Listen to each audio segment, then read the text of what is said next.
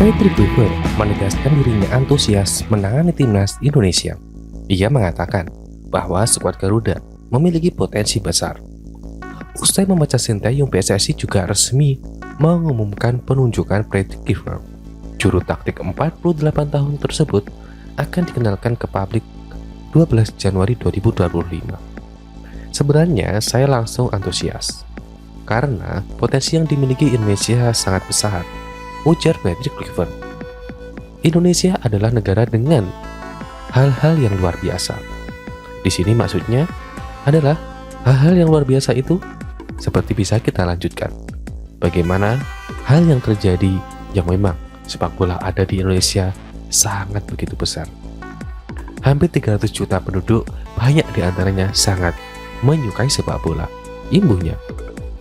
Lebih lanjut, pelatih asal Belanda ini juga senang bahwa timnas Indonesia memiliki pemain diaspora yang berkarir di Eropa. Selain itu, ini ada peluang untuk memanfaatkan pemain-pemain Indonesia yang bermain di Eropa. Jelasnya, ayah dari Justin Kluivert itu juga menyoroti peluang tim Merah Putih lolos ke Piala Dunia 2026. Menariknya, ia menyoroti jasa Sinteyong. Pasalnya, di bawah asuhan Sinteyong, timnas Indonesia berhasil bertengger di posisi ketiga klasemen sementara grup C kualifikasi Piala Dunia 2026. Maka dari itu, peluang untuk melaju sangat terbuka lebar. Berkat pendahulu saya Sinteyong, kami memiliki peluang untuk lolos ke Piala Dunia 2026 di Amerika, Meksiko, dan Kanada. Pungkas Patrick Kluivert.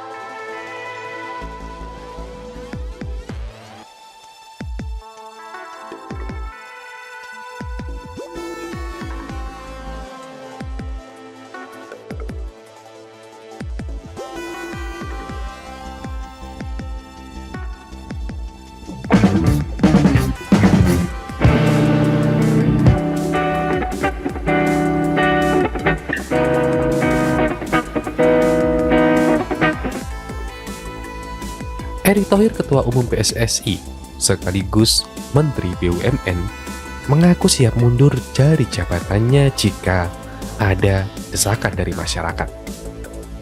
Hal ini ia ungkapkan dalam wawancara. Kalau Glenn minta saya mundur, ujar Erick Thohir dengan tegas.